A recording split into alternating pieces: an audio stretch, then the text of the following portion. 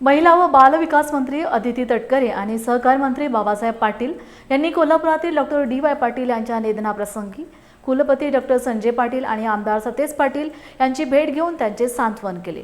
Doctor DY. Patil यांचे 2 दिवसांपूर्वी वार्धक्याने निधन झाले। या पार्श्वभूमीवर आमदार तटकरे आणि मंत्री पाटील यांनी कसबा बावडा येथील आमदार पाटील यांच्या निवासस्थानी जाऊन डॉक्टर डी.वाय. पाटील यांना अभिवादन करून आदरांजली वाहिली। यावेळी आमदार विश्वजित कदम, शिवसेनेचे उपनेते संजय पवार उपस्थित होते। कालच स्वर्गीय डी.वाय. पाटील साहेब आपल्यामधून निघून गेले। राज्यासाठी नाही तर देशासाठी खूप मोठी पोकळी निर्माण झालेली आहे। माझ्या चुलत्याचे ते मित्र होते, दोघे एकत्र आमदार म्हणून काम केलेत आणि त्यांचा कामाचा आवाका आम्हाला माहिती आहे, बघितले मी जवळून की माणूस आयुष्यामध्ये किती काम करू शकतो याचं उत्तम उदाहरण म्हणजे डी.वाय. पाटील साहेब आहे। आणि एवढी मोठी फॅमिली असताना देखील सगळ्याला सोबत घेऊन कसल्याही प्रकारचा वाद नाही आणि ग्रामीण भागातल्या तरुणाला एक चांगल्या प्रकारची संधी उपलब्ध करून दिली, जनतेला आरोग्याच्या संदर्भात सोय करून दिली। आमची खूप मोठी हानी झालेली आहे। सतीश पाटील माझे मित्र आहेत, बंटी पाटील लातूरला ते पालकमंत्री म्हणून आमच्याकडे होते, आम्ही एकत्र काम केलेलं आहे। तोच वारसा आज सतीश पाटील साहेब करतायत। आज या ठिकाणी आम्ही आला असताना त्यांच्या दुःखामध्ये आम्ही आमचा परिवार, आमचा पक्ष सहभागी आहोत। त्यांच्या आत्म्याला शांती भेटावी अशी परमेश्वराला प्रार्थना। सगळ्यांसाठी खास कोल्हापूर, महाराष्ट्र राज्य, देशासाठी आज दादांचं जाणं ही एक मोठी हानी आहे। जवळपास गेल्या 60-70 वर्षापासून त्यांचं शैक्षणिक क्षेत्रामधलं, सामाजिक क्षेत्रामधलं योगदान हे जवळपास 3-4 पिढ्यांनी अनुभवलं आणि त्यांच्या जाण्याने कधीही भरून न निघणारी या क्षेत्रातली एक पोकळी निर्माण झाली। आज त्यांना श्रद्धांजली अर्पण करत असताना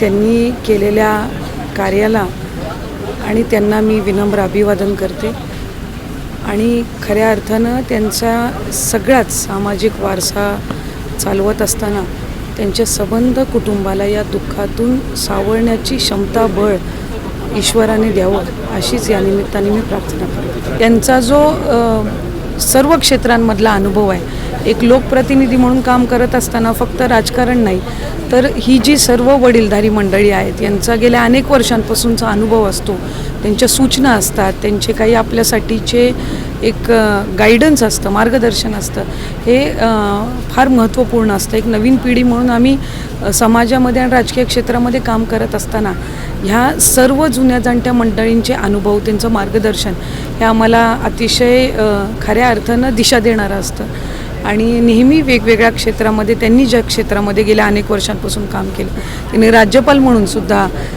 राज्याची त्यावेळेला त्यांनी जबाबदारी स्वीकारली।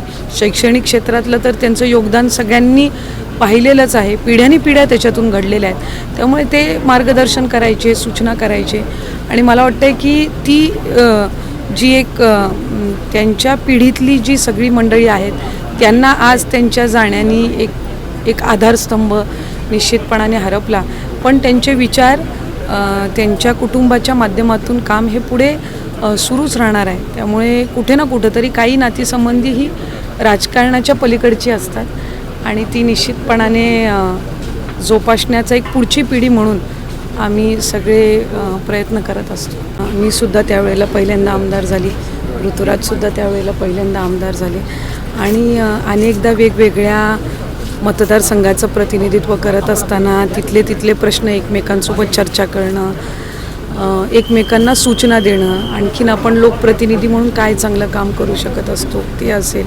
आम्हाला एका बाजूला अजितदादांचं मार्गदर्शन मिळायचं आणि ऋतुराजला बंटी काकांचं मार्गदर्शन आणि त्या ह्याच्यातून आम्हाला दोघंही कधी वेळोवेळी मार्गदर्शन करत असायचे आणि आज बंटी काकांच्या मार्गदर्शनाखाली ऋतुराज इथे कार्यरत आहेत। त्यांच्या पद्धतीनं संपूर्ण जे कुटुंब आहे त्या वेगवेगळ्या सामाजिक क्षेत्रांसोबत जुळलं गेलेलं आहे, वैद्यकीय क्षेत्र असो, शैक्षणिक क्षेत्र असो, राजकीय असो। त्यामुळे आज खऱ्या अर्थानं स्वर्गीय डी वाय पाटील साहेबांचा दादांचा वारसा हा सगळेच या संबंध क्षेत्रामध्ये पुढे अशाच पद्धतीनं यशस्वीरित्या ठेवतील याबाबत कुठलीही शंका मनामध्ये कोणाच्याच नाही. पण या संबंध दुःखद प्रसंगामध्ये आम्ही सगळे त्यांच्यासोबत आहोत आणि त्याच्यातून त्यांना या संबंध दुःखाच्या प्रसंगातून बाहेर पडण्याचं बळ त्यांना मिळावं